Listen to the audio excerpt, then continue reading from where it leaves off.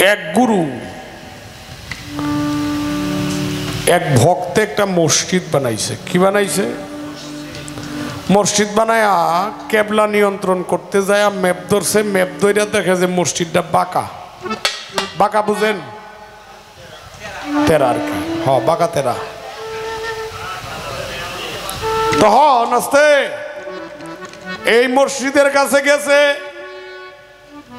গেলে যে মসজিদটা বানাইছে সে তার গুরুরে কইতেছে, বাজান মসজিদটা তো বেঁকা হয়ে গেছে, এখন এটা তেরার কারণে তো আমি কেবলাটা সঠিক করতে পারতেছি না, এখন এটা কি করবো? কয় আমারে যেহেতু শেয়ার করছো তাহলে একটা কাজ করো, তোমার একটা ভক্ত ভাই আছে। কি ভাই? ভক্ত ভাই, সে অমুক জায়গায় থাকে, তার কাছে যাও। সে যদি বলে মসজিদ আপনি ভাবেই সোজা হয়ে যাবে। তখন খুঁজতে খুঁজতে সে এক জঙ্গলে যায়া তার ভক্ত বাইরে পাইল। পায়া বলতেছে যে আমার মসজিদ তো কেবলা নিয়ন্ত্রণ হয় নাই, এই কেবলাটা সোজা করে দেন। তখন তার ভক্ত ভাই আবেদন করতেছে কি যে আমি কেবলা সোজা করে দিব, কিন্তু মসজিদের মিম্বরের সাথে আমাকে একটু জায়গা দিবা চিরজীবনের জন্য, যেন আমি এখানেই থাকতে পারি। আর মসজিদ থেকে আজান দিবে, সেই আজান শুনে আমার প্রাণ শান্ত হবে। এই মসজিদের মিম্বরের সঙ্গে এখনো সেই ভক্তের মাজার আছে।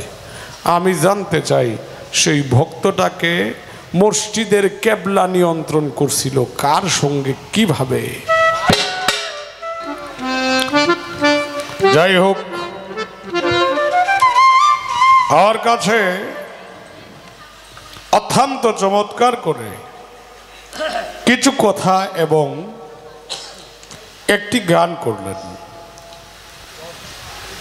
শেষ সময়ে চমৎকার দুটি কথা, চমৎকার গান করে বসলেন। জিজ্ঞাসা হলো, কলেমা কি পড়ার জিনিস না দেখার জিনিস? ঠিক না? কলেমার কি ভেদ? কলমা তৈয়ব লা ইলাহা ইল্লাল্লাহু মুহাম্মাদুর রাসূলুল্লাহ।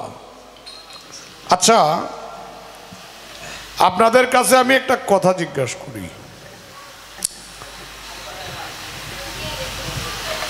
লা ইলাহা ইল্লাল্লাহ কয়টি হরফ? আরবি হরফ কয়টি? 12টি। মুহাম্মাদুর রাসূলুল্লাহ হরফ কয়টি? 12 12 কত? 24। আমি একটা জায়গায় একটু বাড়ি দেওয়া পরে একটা গান লই। কি গান? গান লোয়ার আগে বলবো, এরা গান গাইছে জ্ঞানের প্রদীপ সাধক রজ্জব আলী দেওয়ান সাহেব। লনাই টু সুরটা লাগা। অজ্ঞানীদের তেমনি কাণ্ড, ওরে চিনে না সে দেহ ভাণ্ড, ক্ষুদ্র নয় বৃহৎ ব্রহ্মাণ্ড, যার হয়েছে আপন চেনা, খবর রাখে না হরিণীর নাভিমূলে রয়ে কস্তরী, খবর রাখে না।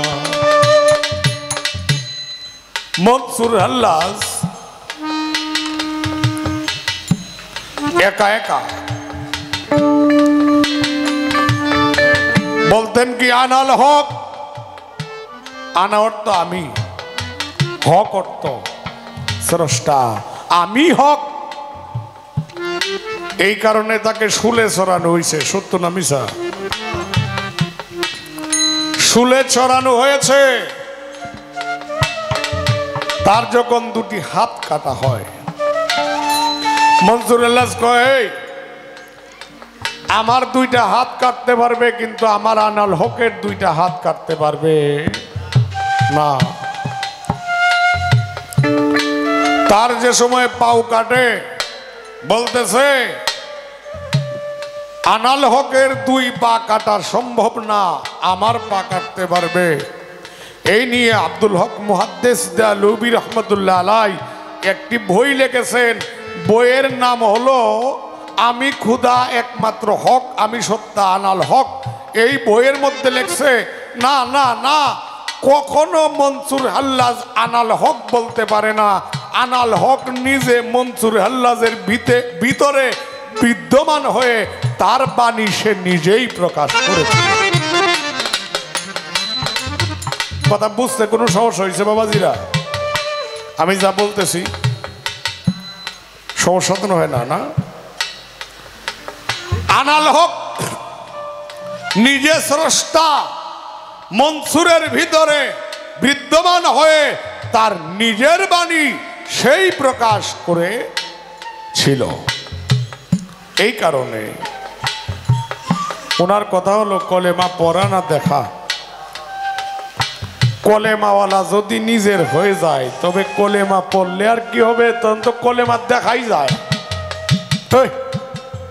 তখন তো কলেমা দেখাই যায়। আচ্ছা, আমরা সনাতন ধর্মে একটি বই আছে, বাজায় না রাখো। বইয়ের নাম হলো তত্ত্ব রসান্বিত জ্ঞান মঞ্জুরি। তত্ত্ব রসান্বিত জ্ঞান মঞ্জুরি লেখছে হইল চরণ দাস। কেটা লেখছে? চরণ দাস। সে লিখতে যায় এখানে প্রমাণ দিছে 6টা চক্র। কয়টা চক্র? 6টি। চক্রর বাংলা কি? চাকা।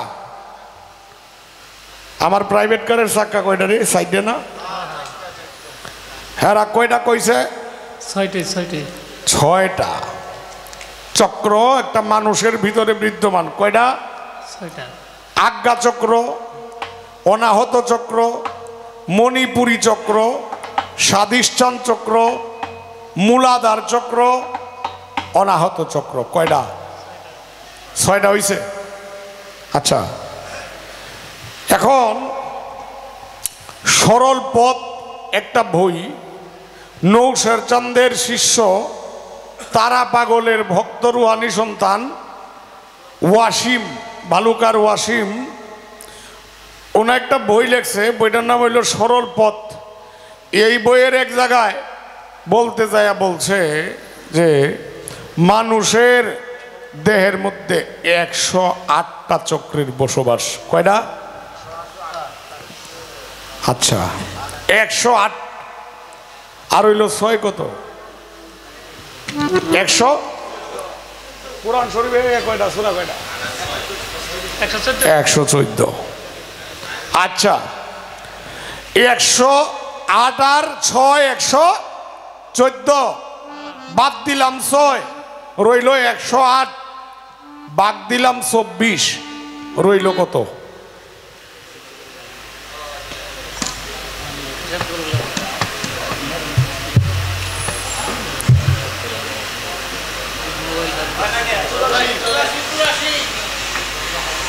একশো 8 ভাগ 24, 84 হইল কিভাবে? 24.5। দেখেন ক্যালকুলেটর দিয়ে মিলে 24.5, মানে মানুষের দেহের মধ্যে 24.5টা চন্দ্র। কয়টা? 24.5টা চন্দ্র। এই 108 থেকে বাদ দিয়ে 24 বানায়া সাধকগণ আরেকগণ তারা একটা করছে 24.5 চন্দ্র। এই 5 ধরছে আধা, আর 24 তো 24। এই কারণেই অর্ধরতি দিয়া আমি এবং শিল্পী সরকারের জন্ম হয়েছে। আর এই 24টা বেদেই হলো কলেমার লা ইলাহা ইল্লাল্লাহর 12, মুহাম্মদুর রাসূলুল্লাহর 12। রাখলাম এই পর্যন্ত। একটা গান গাই।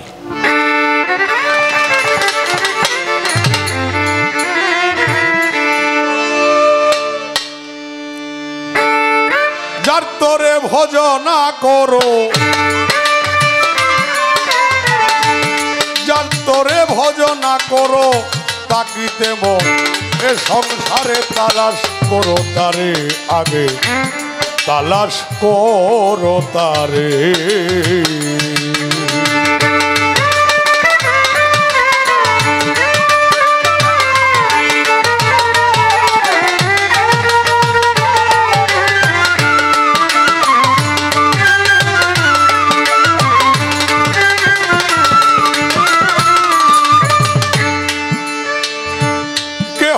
যদি হজ করিবা কুরবান বাই দেখবে আপন ঘরে কাবা অতিশয় মন লুবা দিল দরিয়ার পারে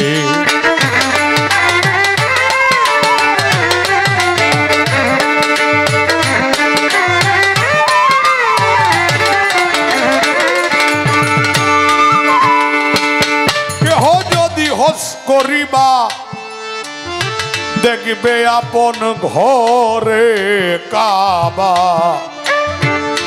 অতি সমনলু ভাতিল দরিয়ার পারে আয় ঘরের ভিতর রয় মদিনা কেন যাও মন্দরে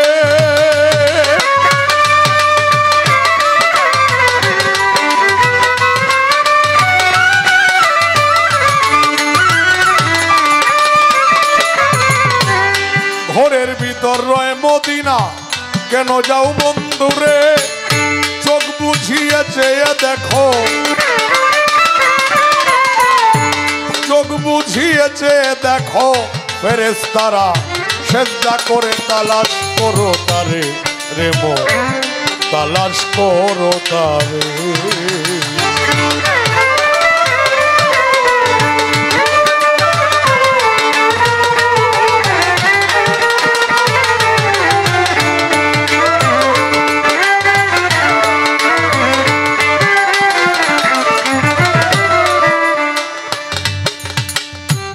কেহ যদি হজ করিবা দেখবে আপন ঘরে কাবা অতি সহ মনোলোবা দিল দরিয়ার পারে ঘরের ভিতর রয় মদিনা কেন যাও মন দূরে চোখ বুঝিয়ে চেয়ে দেখো ফেরেশতারা সেজদা করে আমি আপনাদেরকে একটা প্রশ্ন করব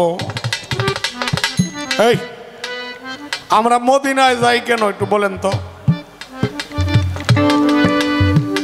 মদিনায় যাই কিসের জন্য রাসূল সাল্লাল্লাহু আলাইহি ওয়াসাল্লামের রওজা জিয়ারতের জন্য সত্য না মিছা কথা বলবেন অসুবিধা কি কথা বলেন না কেন আমরা মদিনায় যাই রাসূলুল্লাহর রওজা জিয়ারতের জন্য বলতেছে কেহ যদি হজ করিবা দেখবে আপন ঘরে কাবা গান লেখছেন হালিম চিশতি ওরে নিজের হাতে নিষ্ঠুরতে বানাইয়াছে কাবা ঘর কাবাতে থাকে পড়ুয়ার গো কাবাতে থাকে পড়ুয়ার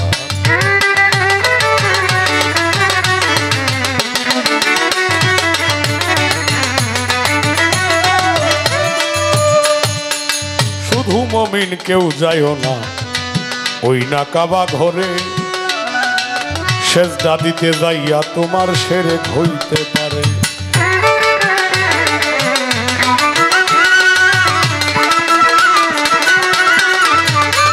ওরে শুধু মুমিন কেউ যাইও না ওই না কাবা ঘরে সেজদা দিতে যাইয়া তোমার শিরক হইতে পারে রুকুর আগে সেজদা দিয়া কুরবান ভাই সামনেতে দেখো চাইয়া গো তোমার টিপু ছায়া আছে ইমাম হইয়া এ হোক শামসুর তাহার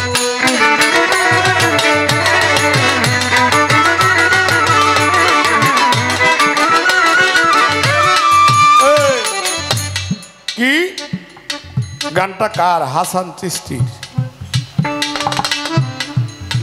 কি নিজের হাতে নিষ্ঠুরতে বানাই আছে কাবা ঘর কাবাতে থাকে পড়ুয়ার শুধু মুমিন কেউ যায়ও না ওই না কাবা ঘরে সেজদা দিতে যায়া তোমার শিরক হইতে পারে মুসলমানের সেজদা দিলে ওই কাবার ডাকনি কুলে দেখবে স্বয়ং দুরজালালে জিন্দা মানুষ বরাবর। এটা কোন কাবা?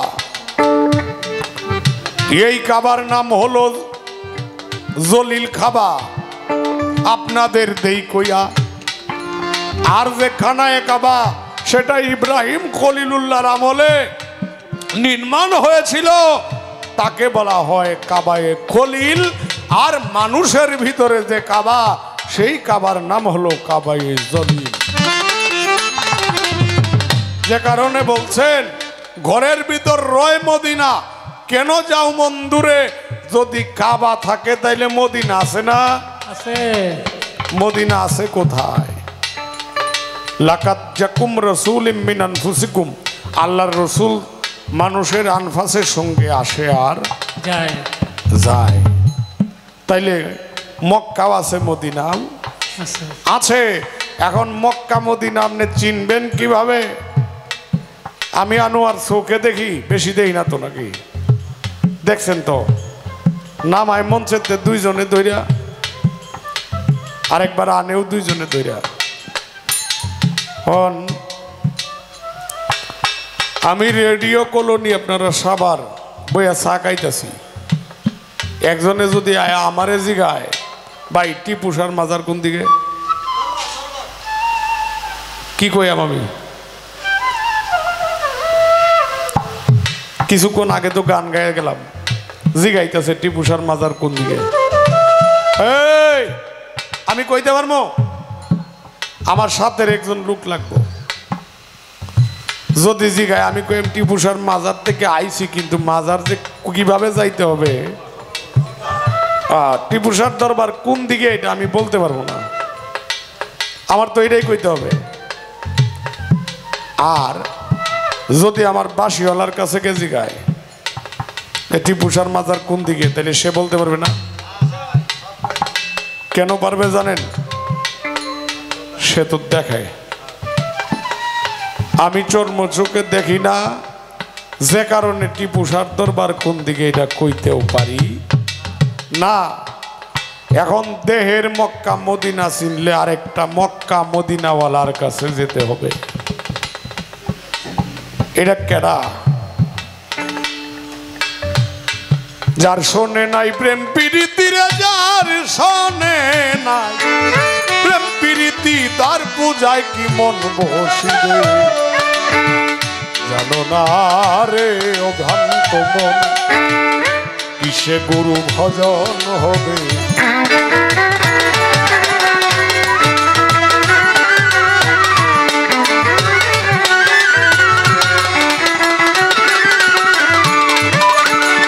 যার বদন দেখা মাত্রই তোমার মনে জাগে আনন্দ,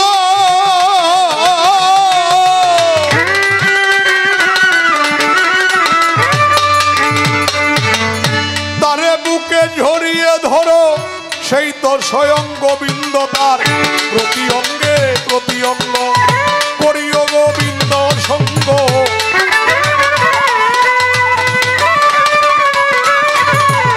প্রতি অঙ্গে প্রতি অঙ্গ করিও টিপুসা সঙ্গ। উথলিবে প্রেম তরঙ্গ, থাপিত প্রাণ শীতল হবে।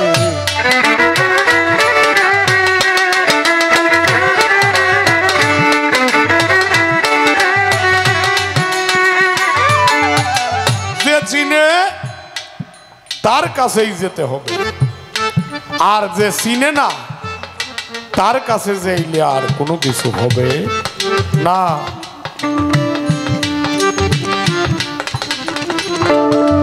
জালালউদ্দিন রুমি মাওলানা শামস তাবরিজে জিজ্ঞাসা করতেছে, জালালউদ্দিন আপনি কি কলেমা জানেন? জালালউদ্দিন রুমি কয়, আমি ৭০,০০০ উডের কিতাবের হাফেজ, আমি কলেমা জানি না, তুমি পাগল জানো নাকি? কথা বলার সঙ্গে সঙ্গে জালালউদ্দিন রুমি কয়, হ্যাঁ আমি কলেমা জানি। কয় জানলে একটু বইরে শোনাও। পড়লো কালেমাতে লা ইলাহা ইল্লাল্লাহু মুহাম্মাদুর রাসূলুল্লাহ সাল্লাল্লাহু আলাইহি ওয়াসাল্লাম।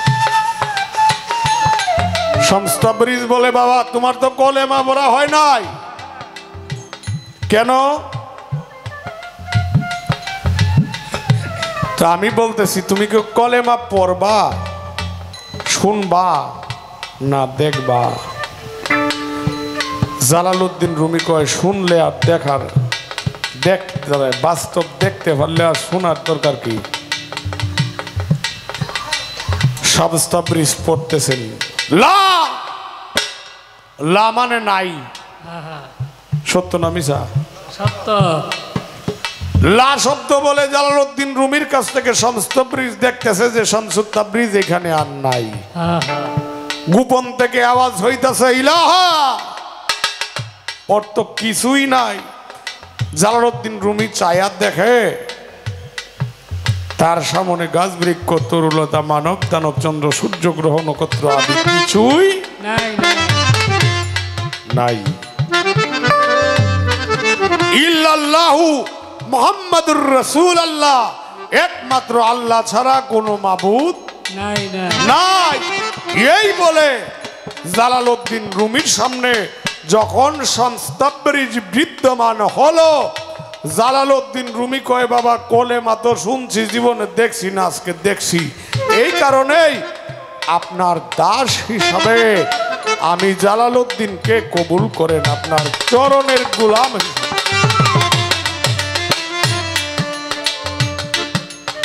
বাবা কলেমা দেখলে আর শুনতে হয় না, আর যে নাকি কলেমা দেখতে পারে সে যদি দয়া করে তাইলে তোমাকে দেখাইতেও পারবে। যে কারণে একটা গান আছে, এটা ভক্তের গান, আবার যদি পাঠাও দয়াল এই না ভবের তোরে একটি কৃষ্ণ ভক্ত মায়ের কুলে জনম দিও মুরে, আমি মুষ্টি হলে হবু সুচি। ও দয়াল আবার যদি আমাকে পুনর্জন্ম করো তবে একজন গুরু ভক্ত মায়ের কুলে জন্ম দিও, যেন আমার সাধন হয়। কবিয়াল বিজয় সরকার বলেছেন তোমার নামে নয়নে মোর অশ্রু ঝরে যেই তুমি আছো দয়াল আমার বড় প্রমাণ সেই। আমার জ্ঞান বিজ্ঞান আর যুক্তি প্রমাণ কোনো কিছুর দরকার নেই, তুমি আছো দয়াল আমার বড় প্রমাণ সেই। জ্ঞান বিজ্ঞান যুক্তি প্রমাণ আমার কোনো কিছুর প্রয়োজন নেই, তুমি যে আছো এটাই আমার বড় প্রমাণ। এই কারণেই আমার কাছে আরেকটি কথা জিজ্ঞাসা, কি ভক্তি? এই ভক্তি নববিধা ভক্তি 9 প্রকার 64 প্রকার ভক্তি জিজ্ঞাসা না? তাইলে একটা ভক্তি দিলেই মুক্তি পাওয়া যায়, এটা কিভাবে? মাসে না সপ্তাহে না 15 দিনে না 15 দিনে? করিলে নামাজ বন্দিগি সর্বঙ্গ হবে নেকি, বিনয়ে ডাকছে খাকি আয় রে আমার ঘরে।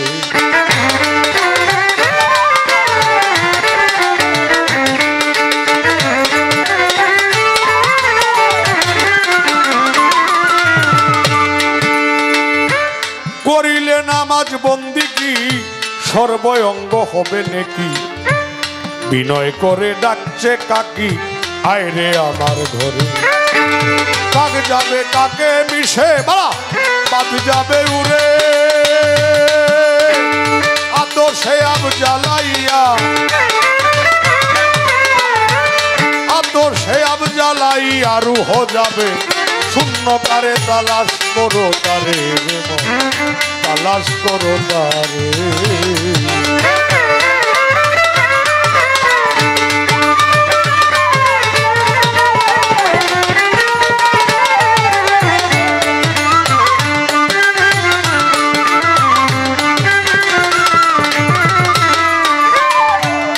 জালালে কয় শুভবাণী আব হায়াতের পানি দেহের মাঝে আছে জানি চিনতে কয়জন পারে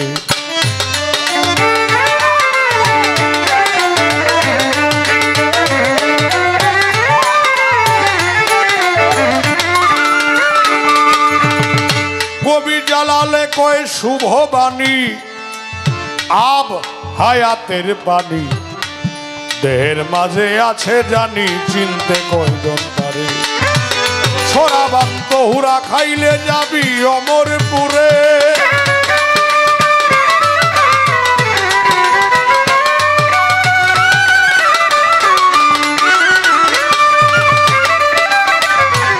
সরাবান তহুরা খাইলে যাবি অমরপুরে একটি নামাজ একটি রোজা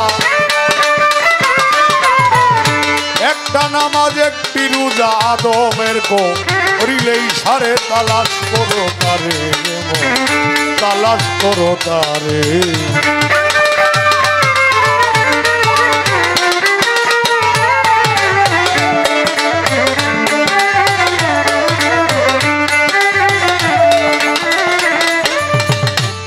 জালালে কয় শুভবাণী সামনে যা আছে তা কই খারাপ লাগে আপনাদের টিপু শাহর দরবারে আরেকবার আসছিলাম আমার সঙ্গে মনে হয় দুলন সরকার গাইছিল না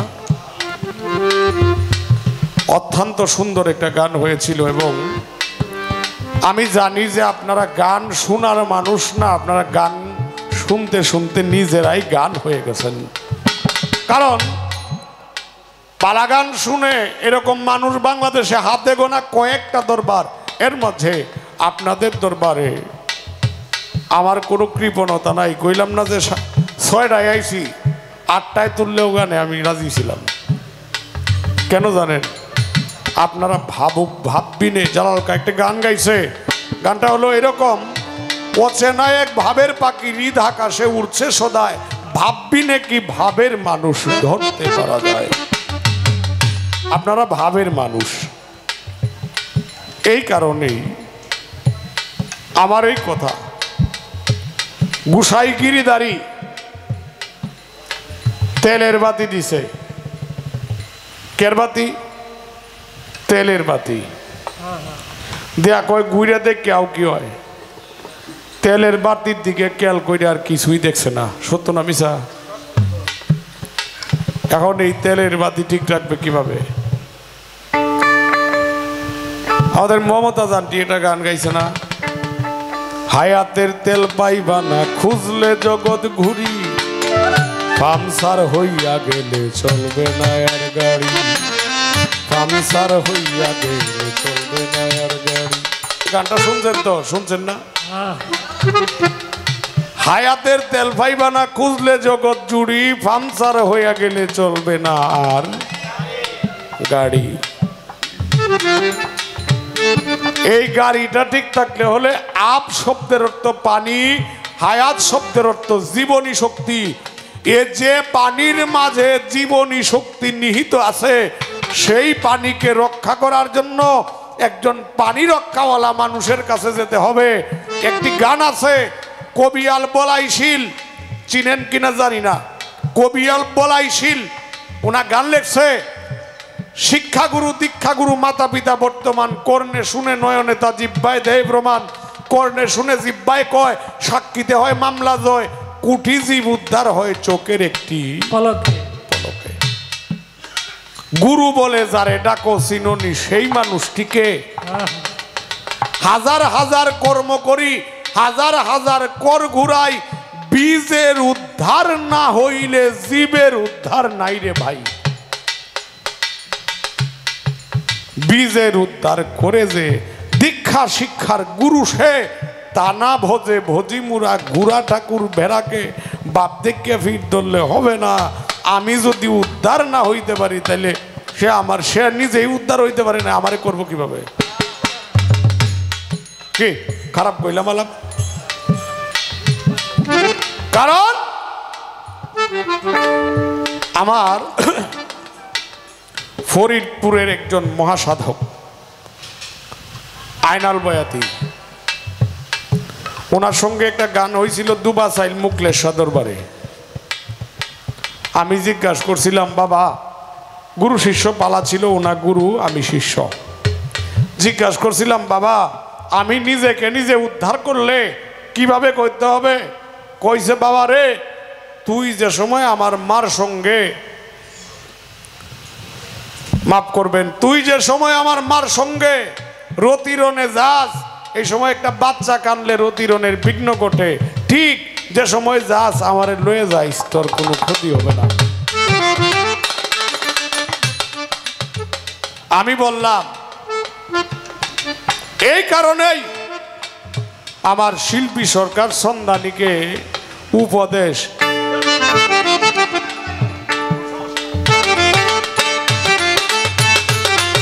তাইলে তেলের বাতি ঠিক থাকবো, আর নাইলে শেষ। এই তেল যদি না থাকে তাইলে সলতা ফুরে যাইব। আগে কুফি বাতি ধরাইতো না? কুরবান ভাই আছে আপনাদের এইদিকে একটা কুফি বাতি, আপনাদের এদিকে কুফি বাতি কোনো সময় আসেন না? দেখছেন আপনারা? মাছা চিরায় ধরাইতো, যখন তেল ফুরে যাইতো তখন বাতি নিবতো, নিবলে করতো কি, যখন যদি তেল করে না রয়েছে সলতাটা একটু বাড়াই দিছে, মানে উপরে একটু জাক না আপনার জাকি দেয়া, মানে এই যে রশিটা যেটা এটা একটু উপরে তুলে দিছে। আর এবার দেখছি তো আমরা দিলে যদি তেল না রয়েছে রিক্স নিয়ে বাতকাইছে, কিন্তু এর মধ্যে সলতাটা ফুইরা বাতি সমান সমান হয়ে গেছে।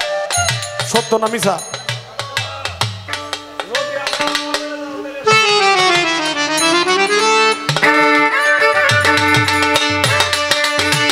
জ্বালালে কই শুভ বাণী, আবহাওয়ায় হাতের পানি, দেহের মাঝে আছে জানি, চিনতে কয়জন পারে।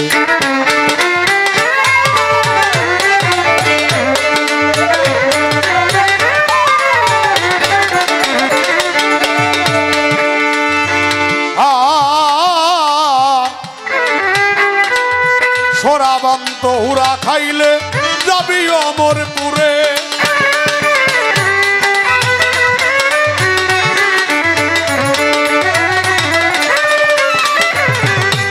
সরাবান্ত হুরা খাইলে যাবে অমরপুরে। সরাবান্ত হুরা কি?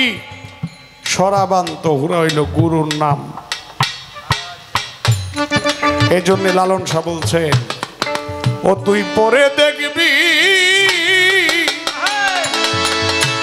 গুরু তুফানে রে,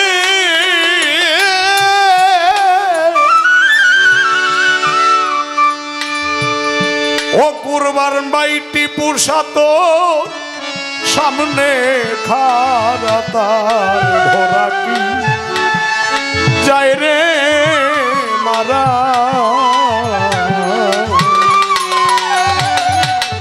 আমার দয়াল নাম যার হৃদে ভরা, কখনো তার ভরা কি যায় রে মারা।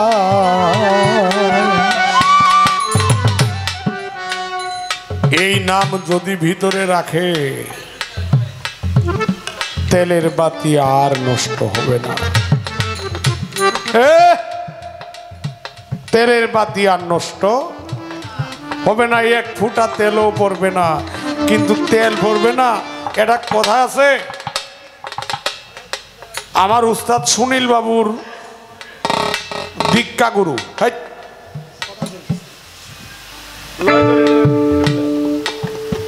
আমার উস্তাদ সুনীল কর্মকারের দীক্ষা গুরু, তার নাম হইল গুসাই মদন মোহন। কি নাম? গুসাই মদন মোহন। সে বলছে একটি গানে, রসিক প্রেম বিরাগে অনুরাগে ভক্তি রসের গাব লাগায়। রসিক প্রেম বিরাগে অনুরাগে ভক্তি রসের গাব লাগায়, রসিক জনার নাই বাইঞ্চু আয়না জল উঠে না। নৌকার মধ্যে, নতুন নৌকার মধ্যে গাব দেয় কে লিগা? পানি উঠে দেখা, ছিদ্র বন্ধ করা না, যেন না পচে, বাইন চুয়াইয়া যেন পানি না উঠে।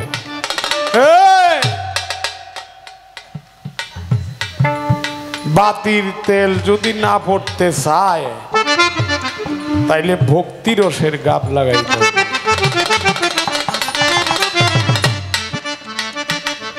আর ভক্তি রসের গাব হইল টিপুসা। এই টিপুসাকে যখন দেখা যাবে সব জায়গায়, যখন টিপুসা থাকবে তখন আর এই তেলের কোনো ক্ষতি হবে না। এর কারণ ভাবিক বলছেন আগে রসিক হতে হবে, আগে রসিক হইতে হবে। এই কারণেই ভক্তি ৬৪ প্রকার। কয় প্রকার? আবার ভক্তি ৯ প্রকার, ভক্তি ১ প্রকার। আচ্ছা, এখন আমি ইচ্ছা করলে একটা কথা কইয়া তোমার সমস্ত প্রশ্ন বাতিল করে দিতে পারি, কিন্তু এটা তো কর্ম না। কিন্তু না করলেও হইতাছে না, বাতিল কইরা পরে আবার নিমু। হ্যাঁ, বাতিল আগে কর্ম, পরে আবার নিমু। কি নাম নিলে হয় নামের গুণে অকুল জ্বলে, নামের গুণে অকুল জ্বলে পাথরও ভাসিয়ে যায়। নাম নিলে হয় দেহ শুদ্ধ, আনন্দে প্রাণ ঢেউ খেলায়।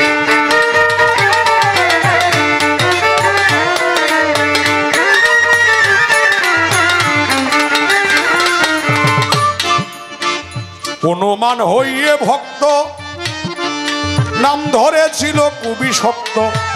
সিরিয়াক বুকেরই রক্ত বুকে সীতারাম দেখায়। যত সব পশু পাখি নাম নিতে কেউ নাই রে বাকি। জ্বালালে কয়েক জ্ঞানে রাখি, খুললে সবই দেখা যায়। নাম নিলে হয় দেহ শুদ্ধ, আনন্দে প্রাণ ঢেউ খেলা।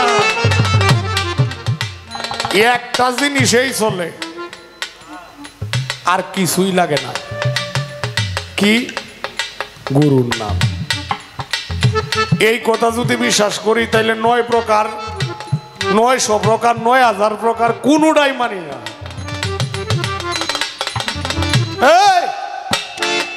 জালাল কা কইছে তন্ত্র মন্ত্র উপভাষে প্রাণায়াম কিরুদ্ধ শ্বাসে থাকলে আছো কোন বিশ্বাসে করে শুধু হাওয়া পান। দরবেশ তুমি আল্লাহ খুঁজো, ঋষি খুঁজে ভগবান। কেউ মালা কেউ লেংটি জটা, ঊর্ধ্ব অঙ্গে দীর্ঘ ফুটা। মিছে এসব ফন্দিয়াটা সার করিয়া বনার শ্মশান। ভগবান তো নয় জানুয়ার, কিসে দেখা পাবে রে তার। পাইলে পাবে স্বরূপ সাকার, যে রূপ আছে বর্তমান।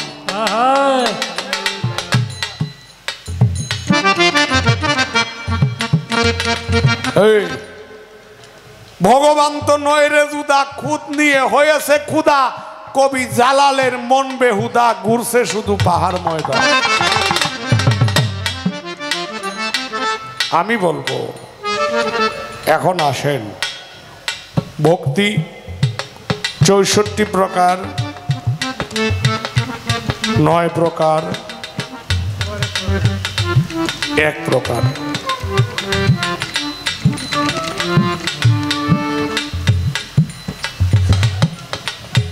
আপনার উস্তাদের একটা কথা কই,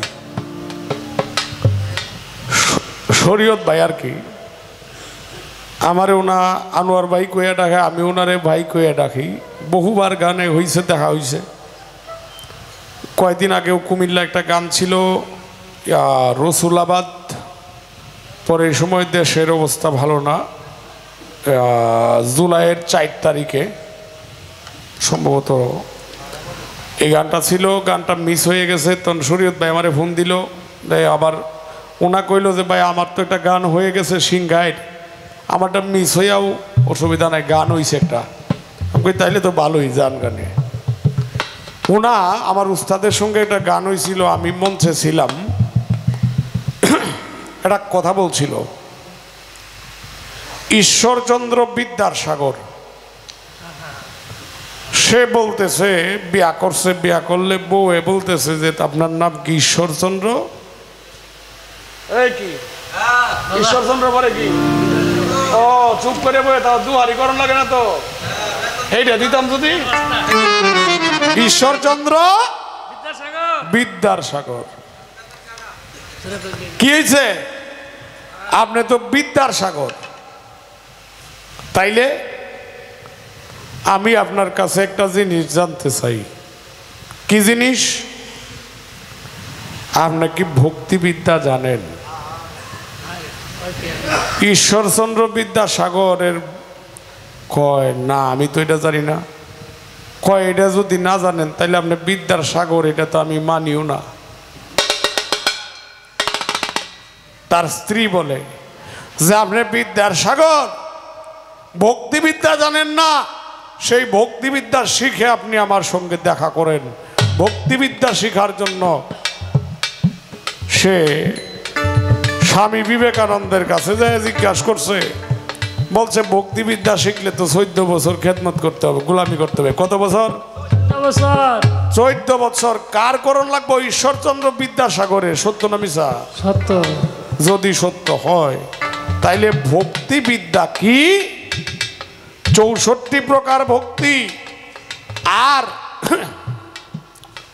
কি 9 প্রকার ভক্তি, 1 প্রকার ভক্তি। আমি বলতে চাই 64ও না 9ও না, আমার এই দেহের মধ্যে 64 অঙ্গে একটি ভক্তি আছে। সেই ভক্তি যদি গুরুকে দেওয়া যায় তবে আমাকে গুরু মুক্ত করে দিবে, যদি গুরুর দয়া হয়।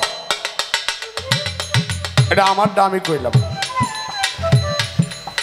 64 অঙ্গে ভক্তি, আর সেটা দিতে হবে কোন সময়? গুরুর 2টা রূপ। রূপ কয়টা? 2টা। একটি হলো জামালি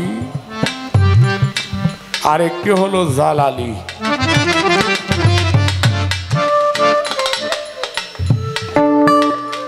আমি বায়াত হয়েছি কার কাছে? নয়মুল কুদ্দুস আকবরী। নাকি ব্যক্তি বিশেষ? ব্যক্তি বিশেষ। মুর্শিদ যে সত্তা, মুর্শিদ সত্তাটা কি দেখা যায়? না না, মুর্শিদ সত্তা কখনো দেখা যায় না। আর যদি গুরুর দয়া হয় আর ভক্তের কর্ম থাকে তবে মুর্শিদ সত্তা তার সামনে এসে দেখা দেয়। আর মুর্শিদ সত্তা যখন সামনে দেখা দিবে তখন এই 64 অঙ্গে ভক্তি দিলে এই জীবনে আর কোনো ভক্তির প্রয়োজন নাই, সে হয়ে যাবে মুক্ত। সরাবান্ত হুরা খাইলে যাবি অমরপুরে,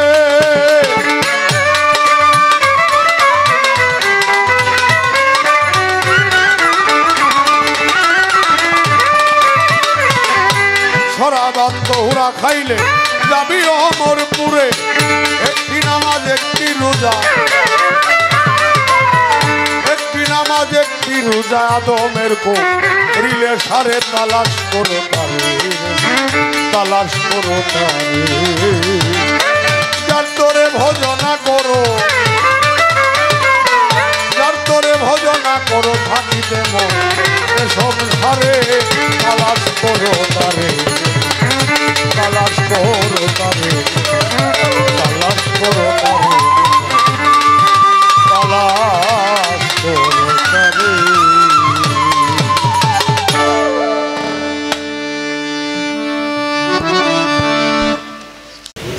তো যা হোক, রাত্রি অনেকটা সময় হয়ে গেছে। চমৎকারভাবে আলোচনার কথা যেখানে যা ছিল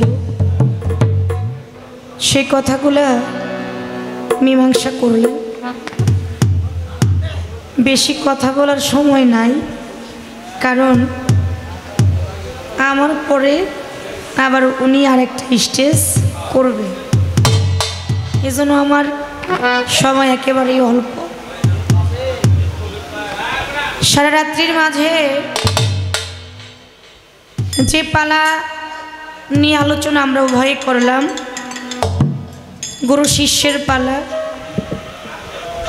শেষ পর্যায়ে এসে আমি ভাবছিলাম যে মনে হয় আমি আর দাঁড়াবো না, আয় দয়ালি মনে হয় শেষ করে দিব, কিন্তু আমার আবার এই জায়গায় বাজায় রাখছে। শেষ মুহূর্তে এসে আলোচনা করে কথা বলে যেখানে যা লাগে সমস্ত কিছু দিয়ে গুরুজি বলতেছে কয় 3টা স্টেজ চলে গেছে, আমি কোনো কিছু বলি নাই। আজকে যার সাথে আমার গান হলো, আজকে দিয়ে 3 পালা আমি গুরু গাইলাম, আজকে শিল্পী সরকার শিষ্য গাইল। তো আজকে যিনি আমার শিষ্য উনি খুব শক্ত শিষ্য, 3 স্টেজ চলে গেছে, কোনো কিছু বলে নাই। শেষ স্টেজে আইসা আমার দয়ালের একটু মনে হয়েছে কিছু কইব। কি কইল? হ্যাঁ আসতে প্রথম কথা হয়েছে ভক্ত, শেষে এই যে সংযুক্ত হওয়ার কারণ কি? যাক দয়ালের যে আমার এইটুকু আশা জাগছে, আহা আমার দয়াল যে তুতো পাখির মতো কইছে, দয়াল একবার মাইনে দয়ালের মুখের বাণী অমৃত সুধার চাইতেও অনেক বেশি। আরেকটা কথা, এমন একজন ভক্ত একটা মসজিদ নির্মাণ করছে, এটা তেরা বেঁকা হয়েছে। আচ্ছা তার দয়ালের কাছে গেছে, দয়াল তারে দেখাই দিছে তার একটা তরিকার ভাই, যে তুমি তোমার ওই ভাইয়ের কাছে যাও, গেলে তেরা বেঁকাটা ঠিক করে দিব। গেছে ওই ভাইয়ের কাছে, যা কইতেছে আমি তো মসজিদ নির্মাণ করছি, কিন্তু আমার মসজিদে তেরা বেঁকা হয়ে গেছে, সোজা করে দেন। তো ওই তরিকার ভাই কইতেছে আমি সোজা করতে পারি, কিন্তু আমার জায়গা দিতে হইব ওই মসজিদের মেম্বারের সাথে, যাতে আমি সারা জীবন ওই জায়গায় থাকতে পারি। কারণ আমার দয়ালের কথা হইল যে বানাইছে সে কে, আর যে মেম্বারের সাথে রইল সে কে। বিষয়বস্তুটা কি? 2টা কথা আমার কাছে রাখছে, আমি আসলে কি আর বলবো, আমি তো জানি না কোনো কিছু। আচ্ছা আমি কি কম, আমার উস্তাদের সাথে সেজন্য অনেক গান হয়। তো হঠাৎ করে এক স্টেজে বাজান দাঁড়াইয়া কইতাছে, কয় বাংলাদেশের মধ্যে এমন কোনো শিল্পী নাই যে আমার প্রশ্ন করে ঠকাইব। কয়েকবার কইছে, জন বইছে নি, তখন আমি জিগাইছি বাবা এটা কেমন কথা কইলেন? কি হয়েছে? বাংলাদেশের মধ্যে এমন কোনো শিল্পী নাই যে আমার প্রশ্ন করে ঠকাইব, আপনার এটা কেমন কথা? আপনার সাথে বড় শিল্পী নাই? কয় আছে, কিন্তু আমার ঠকাইতে পারবো না। আমি কই কে? কয় আমি খালি কম, আমি জানি না, আমি খালি কম, আমি জানি না। তাই তো, তাহলে কি আমার ঠকাইতে পারবো না? না জীবনে আমি তো কোনো কিছু জানি না, জানার জন্যই তো আপনার কাছে আইছি। যে জায়গায় নিয়ে আপনি আমার ঠেকাইলেন, এই জায়গাটা আপনি কি আমার ক্লিয়ার করছেন? হ্যাঁ আসতে অনেক ইউটিউব চ্যানেল এই জায়গায় আছে। আজকে পালা কি? শিষ্য গুরু না? হ্যাঁ ভালো। আজকের পালা হচ্ছে গুরু শিষ্য, গুরু ভক্ত না কিন্তু।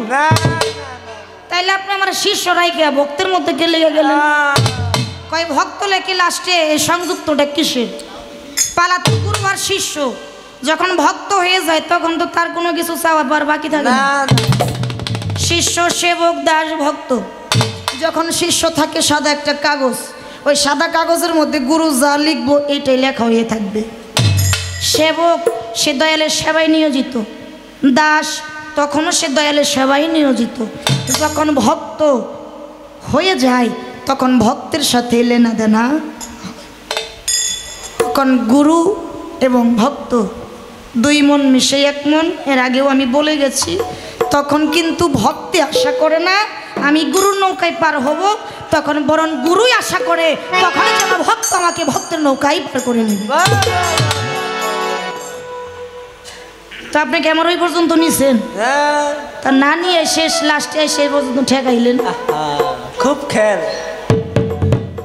তারপরে দয়ালের যদি কৃপা থাকে, একটু দোয়া যদি থাকে, আমি বলার জন্য চেষ্টা, তো দয়ালের যদি কৃপা না থাকে তাহলে তো আর সম্ভব না। একটা গান করি, তারপরে যতটুকু না বললেই নয় ততটুকু বলে আমি আমার ভাব ধরার থেকে একটা বিচ্ছেদে গান দেখা যাক দয়াল বাবা টিপুসা কোন দিকে নেয়। একটা গান করি তারপর দেখা যাক কোন দিকে যায়।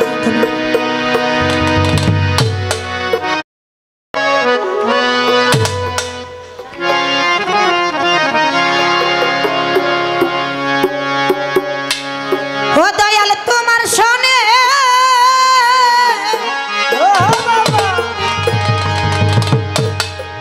প্রেমিক করি আয়া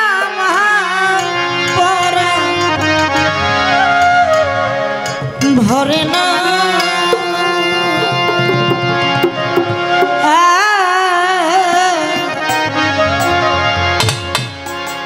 আগে নালিশ কইরা গোরা আবার যেন তোমার দেখা পাই আগে নালিশ কইরা রাখি আবার যেন তোমার দেখা ওরে দয়া তোমার জানে প্রেম করি আয়া আমার পারা ঘরে নাই দয়া তোমার জানে প্রেম করি আয়া আমার পারা ঘরে না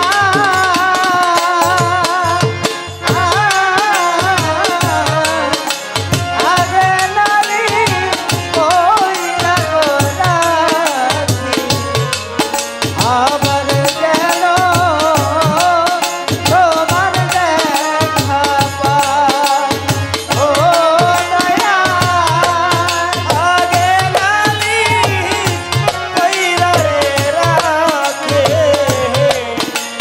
আবার জানো তোমার দেখা পাই ও দয়া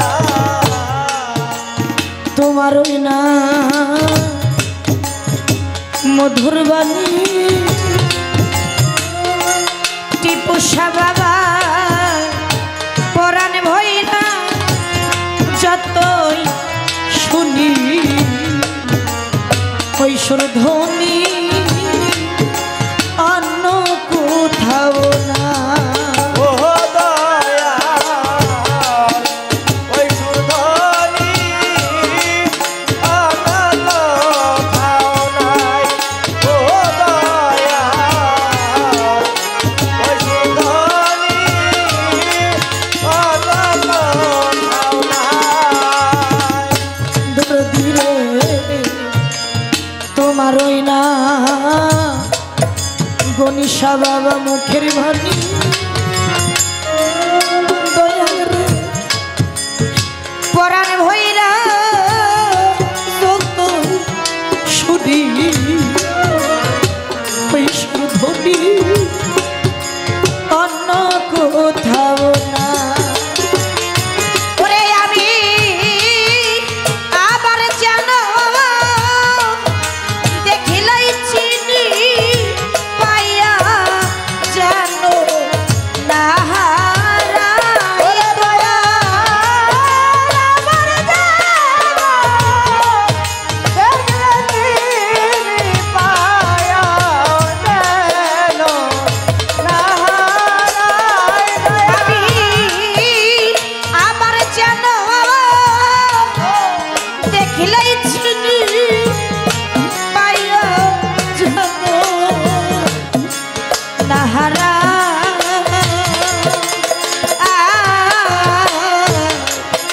আগেই নালিশ কইরা রাখি টিপুসা আবার যেন দয়া তোমার দেখা পাই আমি আগানালি কইরা রাখে আবার জানো তোমার দেখা পাই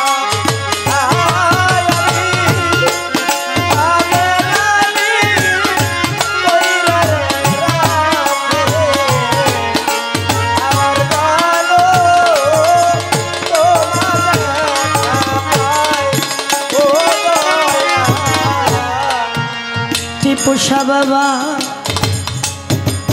তোমার শোনে গনিশানে কত মধুর আলাপনে কত নিশি জাগিয়া কাটা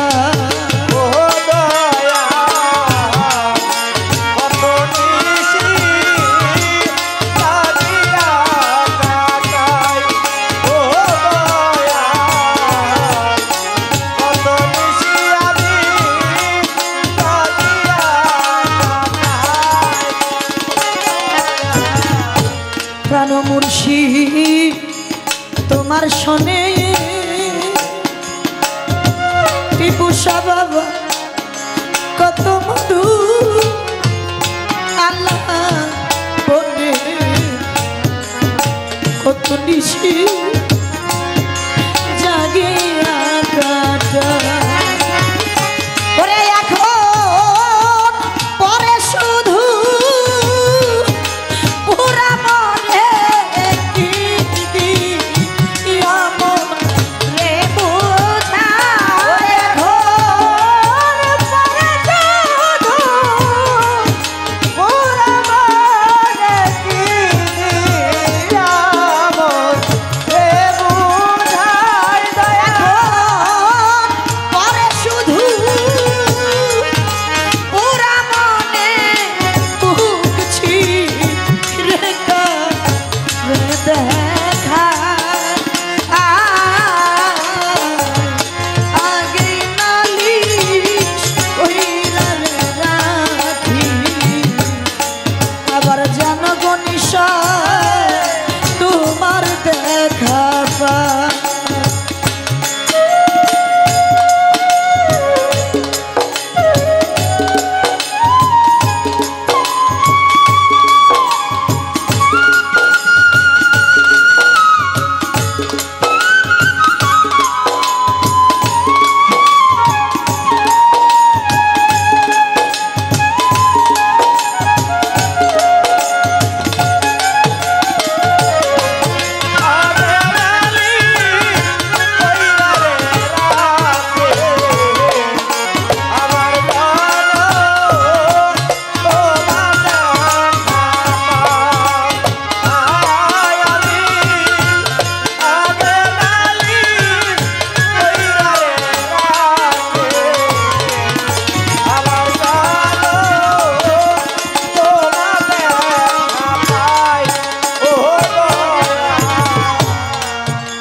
আগে আমি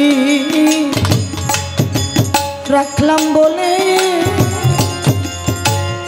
টিপুষা বাবা লইয়া যায় সময় হইলে গনিশা যার তার শোনে কেমন কইরা যায়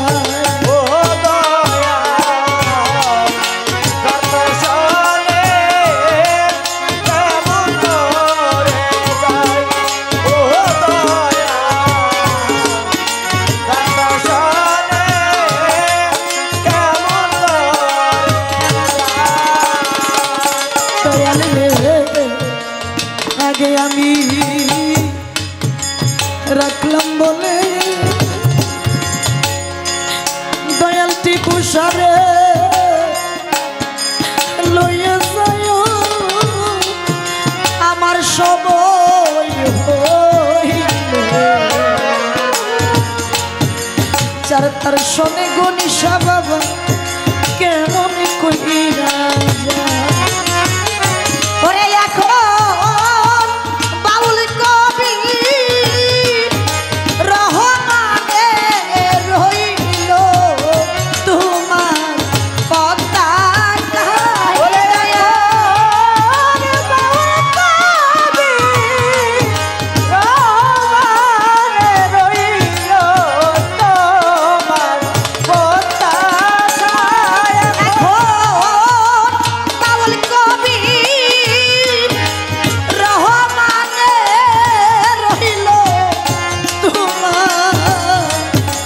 পতাকা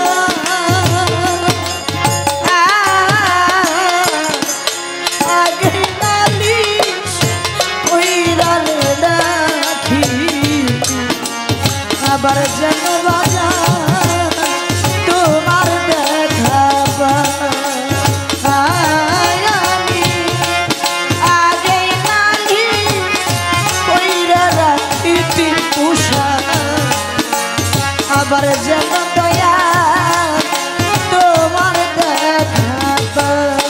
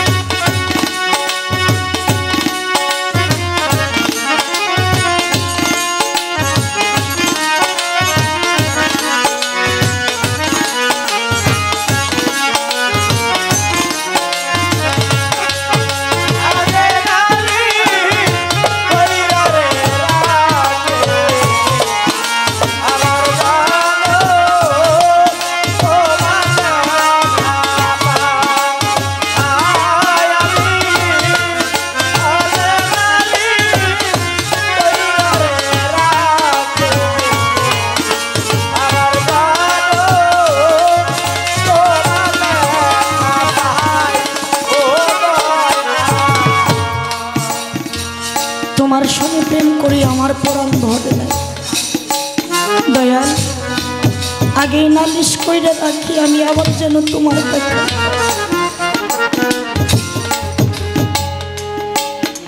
শুনেছি মানুষের পুনর্জন্ম দয়াল বাবা টিপুষা ও আমার মনীষা আমি জানি না আবারও মানবকুলে জন্মটা পাবো কিনা দেওয়ান রশিদ চিস্তি বাজান আমি আবারও যদি মানবকুলে জন্ম নিয়ে ধরাধামের বুকে আসি ও আমার ভবপারের কান্ডারি নিদান কালের সাথে দয়াল চরণে আমার নিবেদন আমি সেজন্য মেয়ে এসে যেন তোমার চরণ দাসী হতে পারি আমি আর কোনো কিছু চাই না আমি শুধু তোমার চরণ দাসী হয়ে একটু চরণ সেবা করতে চাই বাবাজান এসেছি ভাবে চলে তো যেতেই হবে চলে যাব তাতে আমার দুঃখ নাই কিন্তু শেষ বিদায় নেওয়ার আগে বাবা টিপুষা তোমার যেন একটা নজর দেখে যাইতে পারে আর কোনো কিছু চাই না ধন দৌলত টাকা পয়সা কোনো কিছু চাই না কেননা ধন দৌলত টাকা পয়সা ইহা বড় খারাপ জিনিস ধন দৌলত টাকা পয়সার মুহে পড়ে আমি যদি আমার গণিসা আমার টিপুষার নামটা ভুলে যাই এই জন্য সুখ শান্তি চাই না দয়াল তুমি যত পারো আমার দুঃখ দাও কিন্তু দুঃখের মাঝে থেকেও যেন আমি তোমার নামটা নিতে পারি আমি যেন তোমারই থাকতে পারি আর কোনো কিছু চাই না তাই প্রকৃত পক্ষে ভক্ত তার নিবেদন থাকে দয়ালের কাছে তাই তো করি তার ঘরে ওরে দয়া তোমার সাথে প্রেমিক করি আয়া মামা ভরা ঘরে নাই দয়া তোমার সাথে করি আয়া আমার পাড়া ঘরে নাই কিন্তু সাদা তোমার সঙ্গে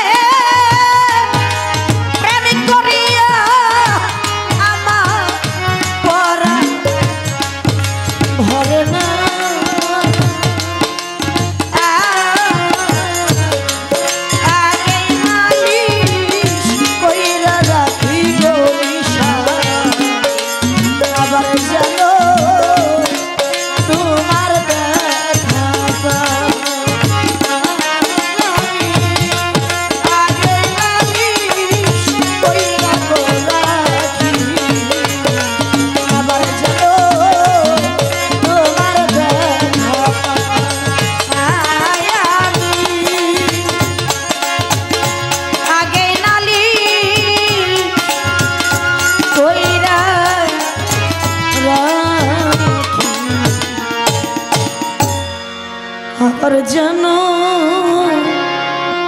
তো দেখা